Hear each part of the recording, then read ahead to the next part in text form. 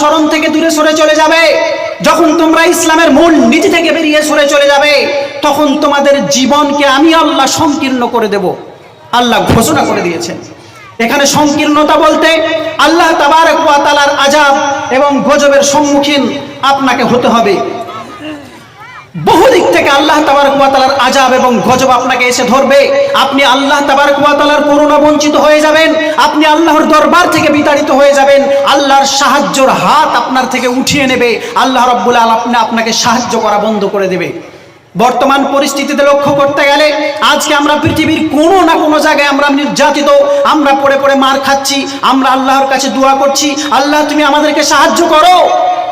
আল্লাহ আমাদেরকে সাহায্যের হাত বন্ধ করে দিয়েছেন, কারণ তিনি ঘোষণা করে দিয়েছিলেন ইয়া আইয়ুহাল্লাযীনা আমানু ইন তানসুরুল্লাহ ইয়ানসুরকুম। আল্লাহ ঘোষণা করেছিলেন, হে বিশ্বের মানব তোমরা শুনে রাখো, হে ঈমানদারগণ মুমিন তোমরা শুনে রাখো, তোমরা ইয়ানসুরুল্লাহ, তোমরা যতক্ষণ না পর্যন্ত ইন তানসুরুল্লাহ তোমরা আল্লাহকে সাহায্য করো, তোমরা যতক্ষণ আল্লাহকে সাহায্য করবেন, ইয়ানসুরকুম আল্লাহ রাব্বুল আলামিনও তোমাদেরকে সাহায্য করবেন। আল্লাহ রাব্বুল আলামিন আমাদের থেকে সাহায্যের হাত উঠিয়ে নিয়েছেন। এখানে আল্লাহকে সাহায্য করা বলতে আল্লাহর কি কোনো সাহায্যের প্রয়োজন আছে? আল্লাহর কোনো জিনিসের সাহায্যের প্রয়োজন নেই। এখানে আল্লাহকে সাহায্য বলতে, আল্লাহকে সহযোগিতা বলতে, ইসলামের মূল নীতির উপরে কায়েম থেকে, ইসলামের মূল নীতির উপরে অটল থেকে ইসলামকে বাস্তবায়িত করার নামই হচ্ছে আল্লাহ তাবারক ওয়া তাআলাকে সাহায্য করা। আজকে আমরা ইসলামের মূল নীতি থেকে সরে যাওয়ার কারণে আজকে আমাদের উপর অত্যাচার। নির্বাচিত তিনটি কারণের মধ্যে 2 নম্বর কারণ হচ্ছে আমাদের মধ্যে অনেকের বীজ আমাদের মধ্যে ঢুকে পড়েছে, ভ্রাতৃত্বের অভাব আমাদের মধ্যে ঢুকে পড়েছে। আমাদের আজকে ভাই ভাই মারামারি, আজকে আমাদের পাড়ায় পাড়ায় মারামারি, আজকে আমাদের কোথাও যেন মুসলিমের মধ্যে মিল নেই। আমাদের মধ্যে অনেক রকম ফিরকা জন্ম নিয়েছে, আমাদের মধ্যে আজকে মারামারি আমরা সব সময় লেগে আছি। হানাফি, শাফি, মালিকি, হাম্বলি, খারিজি, মুতাজিলা, রাফিজি, আমরা বিভিন্ন দলে দলভুক্ত হয়েছি। এই দল অপর দলের বিরুদ্ধে কাদা ছড়াছড়ি করে, আর এক দল আরো এক দলের বিরুদ্ধে কাদা ছড়াছড়ি করে আমরা লিপ্ত আছি।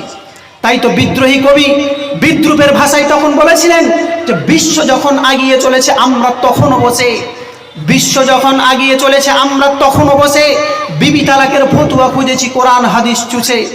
হানাফি, শাফি, মালিকি, হাম্বলি কখনো মিটেনি গোল, এমন সময় আজরাইল আসিয়া হাকিল তল পিতল। মোরা বাহিরের দিকে মরিয়াছি যত, ভেতরের দিকে তত, গুনতিতে মোরা বাড়িয়ে চলেছি গরু ছাগলের মতো। মুসলিম জাতি আজকে জনসংখ্যার দিক দিয়ে কোথাও কম নেই। মুসলিম জাতি জনসংখ্যার দিক দিয়ে পৃথিবীর 1/4 আমাদের, কিন্তু তবু আমরা বেচাদিদের কাছে পড়ে পড়ে মার খাচ্ছি। কারণ হচ্ছে একটাই, আমাদের কোয়ান্টিটি বেড়ে গেছে, আমাদের কোয়ালিটি কমে গেছে। আজকে আমাদের কোয়ালিটি নেই।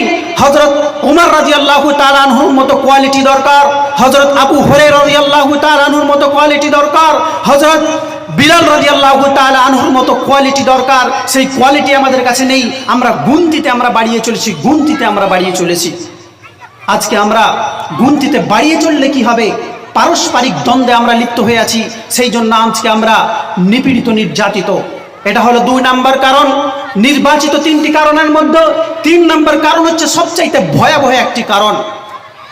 বলা বাহুল্য, শিক্ষা প্রগতি, শিক্ষা উন্নতি, একটি সমাজ, একটি জাতিকে সংস্করণের পেছনে সবচাইতে যে জিনিসটি ভূমিকা রাখে সেই জিনিসটার নাম হচ্ছে শিক্ষা।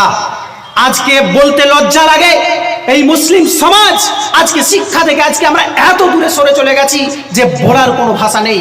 একটু বয়স হচ্ছে, 10 থেকে 12 বছর বয়স হচ্ছে, আজকে আমরা ইনকামের পেছনে দৌড়ছি, কিন্তু শিক্ষার গুরুত্ব আমরা বুঝি না। আমরা জানি যে education is the backbone of nation, শিক্ষা হচ্ছে জাতির মেরুদণ্ড, কিন্তু আজকে আমরা মুসলিম সমাজ শিক্ষাকে এত অবহেলা করেছি যে শিক্ষার মেরুদণ্ড আজকে আমরা দুর্বল করে ফেলেছি। আল্লাহ রাব্বুল আলামিন বলেছিলেন যে এই যে কোরআন মাজিদ আমাদের জন্য দেওয়া হয়েছে, সমগ্র পৃথিবীর বুকে যেটি গাইডলাইন, যে ধর্মগ্রন্থের তুলনা অনুযায়ী পৃথিবীতে কোনো ধর্মগ্রন্থ নেই, যে ধর্মগ্রন্থের মতো সত্য ধর্মগ্রন্থ পৃথিবীতে আর কিছু নেই, সেই ধর্মগ্রন্থের সূচনাতেই আল্লাহ রাব্বুল আলামিন